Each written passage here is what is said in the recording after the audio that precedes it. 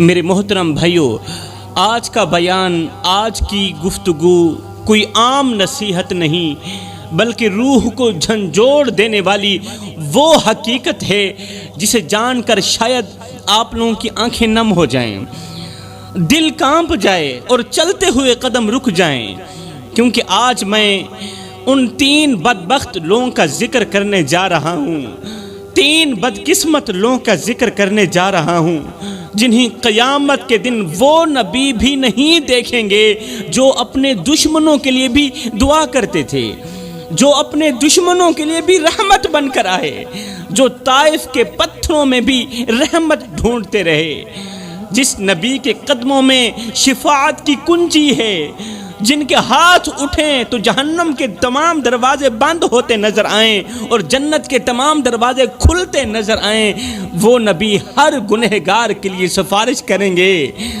مگر 3 بدبخت لوگوں کے لیے سفارش نہیں کریں گے۔ ان کے لیے نہ سفارش ہوگی، نہ دعا، نہ نظر کرم۔ ہے وہ دن جب سورج سروں پر ہوگا میری قوم کے نوجوانوں، پسینے میں لوگ ڈوب رہے ہوں گے، ہر نفس اپنی فکر میں ہوگا، اور ایسے وقت میں اگر ہمارے پیارے نبی جناب حضرت محمد مصطفیٰ صلی اللہ علیہ وسلم بھی منہ موڑ لیں تو سوچو کون بچائے گا ہمیں؟ کیا آپ جانتے ہیں وہ 3 بدبخت لوگ کون ہیں؟ اور کہیں آپ ان میں شامل تو نہیں، کہیں ان میں آپ لوگوں کا نام تو نہیں ہے، اور کہیں ان بدبخت لوگوں میں آپ تو شامل نہیں جن کی طرف ہمارے نبی دیکھنا بھی گوارا نہیں کریں گے۔ جس شخص کی طرف ہمارے نبی نہیں دیکھیں گے قیامت کے دن تو یوں سمجھو وہ شخص برباد ہو گیا، اس کی بخشش کے دروازے بند ہو گئے۔ جس کی طرف قیامت کے دن میرے کریم آقا دیکھیں گے نہیں، اس کے لیے نہ جنت باقی رہے گی، نہ شفاعت باقی رہے گی، نہ رحم، نہ امید باقی رہے گی۔ حضرت شیخ سعدی رحمت اللہ تعالی علیہ فرماتے ہیں کہ یہ 3 بدبخت لوگ جنہیں قیامت کے دن اللہ کے محبوب کی شفاعت نصیب نہیں ہوگی، یہ اتنے منحوس لوگ ہیں اس دنیا میں کہ اگر تم ان کو کسی راستے سے آتا ہوا دیکھو تو وہ راستہ بھی چھوڑ دو۔ وہ لوگ اس قدر منحوس لوگ ہیں۔ اگر یہ 3 لوگ جن کے بارے میں اللہ کے نبی نے فرمایا کہ قیامت کے دن میں ہر ایک گنہگار کی سفارش کروں گا مگر 3 بدقسمت لوگوں کی سفارش نہیں کروں گا، حضرت شیخ سعدی رحمت اللہ تعالی علیہ فرماتے ہیں کہ اگر یہ 3 لوگ کسی راستے سے آ رہے ہوں، ادھر سے یہ 3 لوگ آ رہے ہوں، ادھر سے آپ لوگ آ رہے ہوں، تو ان 3 لوگوں کا منحوس چہرہ دیکھ کر وہ راستہ بھی چھوڑ دو، جی وہ راستہ بھی چھوڑ دو۔ اگر تم ان کو راستے سے آتا ہوا دیکھو وہ راستہ ہر حال میں چھوڑ دو، کیونکہ یہ وہ بد نصیب ہیں جن کے چہروں پر اللہ کا قہر لکھا جا چکا ہے، جن کے چہروں پر منحوسیت لکھی جا چکی ہے، اللہ کا عذاب لکھا جا چکا ہے۔ ان کے لیے نہ شفاعت ہے، نہ بخشش ہے، نہ مہلت اور نہ ہی معافی، بلکہ انہیں بغیر حساب و کتاب کے جہنم میں پھینک دیا جائے گا۔ ان کے ساتھ بیٹھنا بھی وبال ہے، جی ان کے ساتھ بیٹھنا بھی مت، ان سے رشتہ داری قائم کرنا اللہ کے عذاب کو دعوت دینا ہے۔ ان 3 لوگوں کے ساتھ بیٹھنا بھی مت، ان کے ساتھ بولنا بھی مت، ان کے ساتھ رشتہ داری بھی قائم مت کرنا۔ اور ان جیسے لوگوں کو اپنی بیٹی دینا صرف بیٹی نہیں بلکہ اپنی نسل اور ایمان کا سودا کرنا برابر ہے۔ جی میرے محترم بھائیوں، میں آج آپ لوگوں سے التجا کروں گا، ہاتھ جوڑ کے عرضی کروں گا کہ اگر کسی بھٹکے ہوئے کو اپنی بیٹی دے دو تو شاید وہ سنور جائے، اگر کسی گنہگار شخص کو اپنی بیٹی دے دو شاید وہ سنور جائے، توبہ کر لے، مگر ان 3 بدبختوں کو اپنی بیٹی مت دینا۔ یہ وہ زہریلے سانپ ہیں جنہیں اگر اپنے گھر کی دہلیز پار کرنے دو گے تو یاد رکھنا پورا گھر جل کر راکھ ہو جائے گا اللہ کے عذاب سے۔ میرے کریم نبی نے فرمایا صحابہ، میں قیامت کے دن ہر ایک گنہگار کی سفارش کروں گا مگر 3 لوگوں کی سفارش نہیں کروں گا۔ میں قیامت کے دن ہر ایک گنہگار بدکار سیاہکار کی سفارش کروں گا، مگر 3 بدقسمت لوگوں کی سفارش نہیں کروں گا، 3 بدبخت لوگوں کی سفارش نہیں کروں گا۔ ہائے، یہ سننا ہی تھا کہ صحابہ چیخ اٹھے، صحابہ کرام تڑپ اٹھے، آنکھوں سے آنسو بہنے لگے کہ کہیں ہم ان 3 لوگوں میں شامل تو نہیں، اور جن کی آقا سفارش نہیں کریں گے کہیں ہم ان میں شامل تو نہیں۔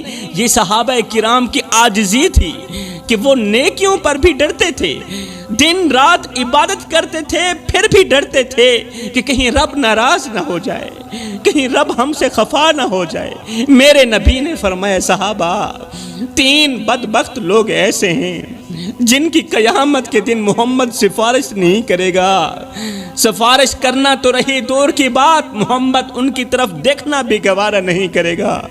صحابہ کرام نے عرض کی یا رسول اللہ، سونیا وہ کون سے بدبخت لوگ ہیں، وہ کون سے بدقسمت لوگ ہیں جن کو قیامت کے دن آپ دیکھنا بھی گوارا نہیں کریں گے؟ میرے نبی نے فرمایا پہلا جو زندگی میں شراب پیتا تھا اور شراب پیتے پیتے بغیر توبہ کے مر گیا، جو ساری زندگی شراب پیتا رہا اور شراب پیتے پیتے بغیر توبہ کے مر گیا، صحابہ گواہ رہنا، ایسے شخص کی محمد سفارش نہیں کرے گا۔ اللہ کرے میری یہ آواز کسی شرابی کے کان میں اتر جائے، میں ہاتھ جوڑ کر خیرات مانگتا ہوں، میرے بھائی چھوڑ دے یہ شراب۔ اس شراب نے نہ جانے کتنی زندگیاں نگل لی، نہ جانے کتنے آنگن اجاڑ دیے، کتنے بچوں کو باپ کے ہوتے ہوئے یتیم کر دیا۔ آج کتنی عورتیں ہیں جو شوہر کے ہوتے ہوئے بھی بیوہ جیسی زندگی گزار رہی ہیں، اور وجہ صرف شراب ہے۔ میرے بھائی اپنے محلے میں جا، نظر دوڑا، غور کر، کوئی حافظ کی ماں ہے، کوئی قاری کی ماں ہے، اور کوئی پرہیزگار کی ماں، کوئی راتوں کی تاریکیوں میں اٹھ کر رونے والے نوجوان کی ماں، کوئی تہجد گزار کی ماں، ایک لمحے کے لیے اپنے اندر کے مفتی سے پوچھ، مجھے اتنا بتا کہ تیری ماں کس کی ماں ہے؟ اور کہیں وہ شرابی کی ماں تو نہیں، کہیں وہ گنہگار کی ماں تو نہیں، کہیں وہ نشئی کی ماں تو نہیں۔ ارے اس بیٹی کا کیا قصور جس کے لیے لوگ کہتے ہیں ہم اس کا رشتہ نہیں لیں گے اس لیے کہ اس کا باپ نشہ کرتا ہے۔ ہائے، چاند جیسی خوبصورت بیٹی کی زندگی کو باپ کے نشے نے تباہ کر دیا۔ چھوڑ دے یہ شراب میرے بھائی، آج سے ہی توبہ کر لے، آج ہی توبہ کر لے۔ میرے رسول کریم نے فرمایا صحابہ میں اللہ کا حبیب ہوں، میں اللہ کا حبیب ہوں۔ پھر فرمایا جو جوان جوانی میں توبہ کرتا ہے وہ بھی اللہ کا حبیب بن جاتا ہے۔ جوانو آؤ نا اللہ کے حبیب بن جاؤ، آؤ نا اللہ کے دوست بن جاؤ۔ جب تم اپنی ساری زندگی مالک کے نام کر دو گے تو پھر وہ ساری کائنات تمہارے نام کر دے گا۔ صحابہ کرام نے عرض کی یا رسول اللہ دوسرا کون سا شخص ہے جس کی آپ سفارش نہیں فرمائیں گے؟ میرے رسول کریم نے فرمایا دوسرا وہ شخص جو ماں باپ کو دکھ دیتا ہے، ماں باپ کو دکھ دینے والا، ماں باپ کو درد دینے والا، ماں باپ کا جینا حرام کر دینے والا، یہ وہ بدقسمت انسان ہے، یہ وہ بدبخت شخص ہے جس کی قیامت کے دن محمد سفارش نہیں کریں گے۔ آج دنیا ایک باپ کے درد بھرے جملے سن رہی ہے، زمانہ ایک باپ کا درد سن رہا ہے، ایک باپ جو پوری زندگی اپنے بیٹے کے لیے روٹی جمع کرتا رہا، آج اس باپ کی آنکھوں میں نمی ہے، آج اس باپ کی آنکھوں میں آنسو ہیں، مگر ایک بیٹا ہے جو دنیا کے میلوں میں مصروف ہے، بیٹا دنیا کے میلوں میں مصروف، اور باپ درد بھری آواز میں کہہ رہا ہے، درد بھرے جملوں میں کہہ رہا ہے، او میرے بیٹے جب سے تو پیدا ہوا تھا ہم نے اپنی ذات کے لیے جینا چھوڑ دیا، تیری پیدائش سے لے کر آج تک کبھی بھی تیرا باپ سکون کی نیند نہیں سویا، میری ہڈیاں درد کرتی ہیں اور میری کمر جھک گئی ہے۔ بیٹے تو گود میں تھا، میں اس وقت بھی تیرے لیے پریشان تھا اور میں آج بھی تیری وجہ سے پریشان ہوں۔ تو سوتا تھا ہم تیرے لیے جاگتے تھے، تو روتا تھا ہم تیرے لیے روتے تھے، تیرے ایک پہلو بدلنے پر ہم ہزاروں وسوسوں کا شکار ہوتے رہتے تھے، تیری ایک مسکراہٹ دیکھنے کے لیے میں ساری رات تڑپتا رہتا تھا، ساری رات خاک چھانتا رہا، محنت مزدوری کرتا رہا کہ مجھے کچھ ملے نہ ملے، میرے بیٹے کو روٹی کا ٹکڑا مل جائے۔ میرے بیٹے، تیری آہ پر ہماری آہ نکلتی، تیری ہائے پر ہماری ہائے نکلتی۔ میں نوجوان تھا، تو بچہ تھا، میں اپنی رگوں سے خون نکالتا رہا، تیری رگوں میں ڈالتا رہا۔ تو جوان ہوتا گیا، مجھ سے بڑھاپا جوانی چھینتا گیا، تیری ٹانگیں مضبوط ہوتی گئیں، میری ٹانگیں کمزور ہوتی گئیں۔ میں سوچتا تھا کہ جس طرح آج میں اس کے لیے دھکے کھا رہا ہوں، جس طرح آج میں اس کی زندگی کے لیے دعائیں مانگ رہا ہوں، ایک وقت آئے گا یہ بھی میرے لیے دھکے کھائے گا، یہ بھی میری زندگی کے لیے دعائیں مانگے گا۔ لیکن بیٹے، تیرا لہجہ بدل گیا، تیری آنکھ بدل گئی، تیرے تیور بدل گئے، تو ایک دم مجھے گھور کے دیکھنے لگا، تو مجھے یوں سمجھنے لگا جیسے میں تیرا زر خریدا غلام ہوں۔ بیٹے، جب سے تو نے مجھے نوکر سمجھا، جب سے تو نے مجھے زر خریدا غلام سمجھا، تو میں نے اپنی 40 سالہ زندگی کو جھٹلا کر رکھ دیا۔ ہاں، میں نوکر، تو سردار، میں غلام، تو آقا، تو لکھ دے کروڑ ہزار سہی، میں ککھدا نہیں لاچار سہی، تو حسن جمال دا مالک سہی، میں کو جاتے بیکار سہی، تو باغ بہار دی رونق سہی، تو گل پھلتے میں خار سہی، میں کو شاکر اپنے نال چرکھ، میں نوکر، تو سردار سہی۔ اگر تو مجھے باپ کا درجہ نہیں دے سکا، کم از کم ایک پڑوسی جتنا درجہ تو دے دیا کر۔ پڑوسی بھی پڑوسی کا حال چال پوچھ لیتا ہے، پڑوسی بھی پڑوسی کا درد سن لیتا ہے۔ کیا میں اس قدر گر چکا ہوں کہ تو مجھے پڑوسی سمجھنا بھی گوارا نہیں کرتا؟ اچھا میرے بیٹے، میں آج کے بعد تیرے سامنے نہیں آؤں گا، آج کے بعد تیری راہوں کا مسافر نہیں بنوں گا، مگر میرے بیٹے، مہینے میں ایک بار ہی صحیح مجھے ایک بار اپنی شکل دکھا دیا کر، کیونکہ جب میں تیری تصویر دیکھتا ہوں نا، مجھے زندگی کے سارے درد بھول جاتے ہیں، مجھے زندگی کے سارے غم بھول جاتے ہیں۔ ہائے، باپ نے تو 1 مہینے کا کہا تھا، مگر آج 10 سال گزر چکے ہیں، بیٹے نے باپ کا نام تک نہیں لیا، شکل دکھانا تو رہی دور کی بات۔ آج باپ کے کان بیٹے کی آواز سننے کے لیے ترس رہے ہیں، باپ کی آنکھیں بیٹے کو دیکھنے کے لیے ترس رہی ہیں۔ ہجر تیرا جے پانی منگے تے میں کھونے نہ دے کینا، جی کر دے تینوں کول بٹھا کے درد پرانے چھیڑا۔ صحابہ کرام نے عرض کی، یا رسول اللہ، سونیا تیسرا شخص کون سا ہے جس کی قیامت کے دن آپ سفارش نہیں کریں گے؟ میرے رسول کریم نے فرمایا، تیسرا وہ شخص جو دنیا میں لوگوں کا دل دکھاتا رہا، دکھی لوگوں کے دلوں پر وار کرتا رہا، لوگوں کا جینا حرام کرتا رہا، جو مسکراتے چہروں کو آنسو دیتا رہا، جو امید بانٹنے کے بجائے ان کے خواب توڑتا رہا۔ خدا راو میرے بھائیو، کسی کو اتنا مت ستاؤ کہ وہ اللہ کے سامنے تمہارا نام لے کر رو پڑے۔ اگر اس نے ایسا کر لیا تو یاد رکھنا، خدا کی قدرت تمہارا جینا حرام کر دے گی۔ اللہ چپ ضرور ہے مگر بے خبر نہیں ہے۔ میرے رب کو بے خبر مت سمجھنا، اس کی چپ سے ناجائز فائدہ مت اٹھانا۔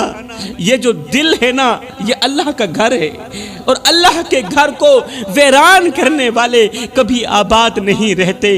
اگر ایسا کرو گے تو یاد رکھنا، دنیا میں رہتے ہوئے بھی قبر جیسی زندگی گزارو گے۔ سانسیں چل رہی ہوں گی مگر چین نصیب نہیں ہوگا، پھر جسم سلامت ہوگا مگر دل زخمی ہوگا۔ اگر تم نے کسی کو بے وجہ رلایا تو یاد رکھنا، بستر ہوگا مگر نیند نہیں آئے گی، زندگی ہوگی مگر زندگی جیسی نہیں ہوگی۔ اللہ فرماتا ہے میرے بندے کسی کو دکھ دے کر، کسی کو درد دے کر، کسی کو ایک پل کے لیے غم دے کر میرے دروازے پر اپنی خوشی کی خیرات مانگنے مت آنا، اور کسی کو ایک پل کی خوشی دے کر پھر اپنی پریشانی کی فکر مت کرنا، پھر اپنی پریشانی کی پرواہ مت کرنا۔ آج کتنے لوگ ہیں جو اللہ کے بندوں کا جینا حرام کر کے بڑے آرام سے کہتے ہیں کیا ہوا، ایسے تو چلتا ہی رہتا ہے۔ کسی کی بیٹی کی عزت روند کر، کسی کی بیٹی کی عزت کی دھچیاں اڑا کر کہتے ہیں کیا ہوا، زمانہ ایسا ہی ہے۔ زمینوں پر ناجائز قبضہ کر کے کہتے ہیں کیا ہوا، یہ سب تو ہوتا ہی رہتا ہے۔ او ظالم، تجھے تو شاید کسی کا درد دکھائی نہیں دیتا، تجھے تو شاید کسی کی تکلیف دکھائی نہیں دیتی، تو لوگوں کے آنسو بہا کر سمجھتا ہے یہ معمولی سی بات ہے۔ نہیں بھائی، آنسو کے ایک قطرے کے اندر اتنی طاقت ہوتی ہے کہ وہ رب کے عرش کو ہلا سکتا ہے، تقدیر کا رخ بدل سکتا ہے، ظالموں کے تکبر کو خاک میں ملا سکتا ہے۔ ایک شخص میرے رسول کریم کی خدمت میں حاضر ہوا، عرض کی یا رسول اللہ، آقا ایک عورت ہے جو لوگوں کا دل توڑتی ہے، زبان سے لوگوں کو تیر مارتی ہے، اس کا اخلاق بالکل بھی اچھا نہیں ہے، بہت ہی زیادہ بد اخلاق ہے وہ، لیکن وہ 5 وقت کی نمازی ہے، 5 وقت کی نمازی ہے، مگر وہ لوگوں کا دل دکھاتی ہے۔ بتائیں ایسی عورت کے بارے میں، ایسی عورت کے بارے میں آپ کا کیا ارشاد ہے؟ میرے نبی نے 2 ٹوک جواب دیا، فرمایا ایسی عورت جہنم میں جائے گی۔ کیوں؟ اس کا اخلاق اچھا نہیں ہے، نماز پڑھتی ہے، اخلاق اچھا نہیں ہے، نماز اللہ کی پاک بارگاہ میں قبول نہیں ہے۔ اتنے میں دوسرا شخص آیا، کہنے لگا یا رسول اللہ، میرے محلے میں ایک عورت رہتی ہے، وہ نمازیں تو کم پڑھتی ہے، قرآن تو کم پڑھتی ہے، مگر اس کا اخلاق بہت اچھا ہے، اس نے کبھی کسی کا دل نہیں توڑا، کبھی کسی کے دل پر وار نہیں کیا، ہماری عورتیں اس کی لمبی عمر کے لیے دعائیں کرتی ہیں، ایسی عورت کے بارے میں آپ کا کیا حکم ہے؟ میرے نبی نے فرمایا ایسی عورت جنت میں جائے گی، ایسی عورت جنت میں جائے گی، اور اس کا اخلاق، اس کی اچھی زبان ایک نہ ایک دن اسے 5 وقت کی نمازی بھی بنا دے گی۔ تو فرمایا میرے نبی نے اے صحابہ، سب کچھ کرنا، یہ 3 گناہ کبھی نہ کرنا، اگر یہ 3 گناہ کرو گے تو یاد رکھنا قیامت کے دن میں محمد تمہاری سفارش نہیں کروں گا۔ جو لوگ اپنی زندگی میں یہ 3 گناہ بڑے شوق سے کرتے ہیں، ان کی زندگیوں میں سکون کے جنازے اٹھ جاتے ہیں میرے بھائیوں، وہ سکون کی سانس نہیں لے پاتے اپنی مختصر سی زندگی میں۔ وہ مال تو کماتے ہیں مگر مال میں برکت نہیں ہوتی، وہ رزق کماتے ہیں مگر یہ رزق ان کے لیے وبال بن جاتا ہے، ان کی اولاد ان کی نافرمان بن جاتی ہے۔ تب تک جب تک یہ لوگ ان 3 گناہوں سے سچی اور پکی توبہ نہیں کر لیتے۔ میں دعا کرتا ہوں اللہ ہمیں بھی جلد از جلد ان 3 گناہوں سے سچی اور پکی توبہ کرنے کی توفیق عطا فرما۔ آمین ثم آمین، وما علینا الا البلاغ المبین۔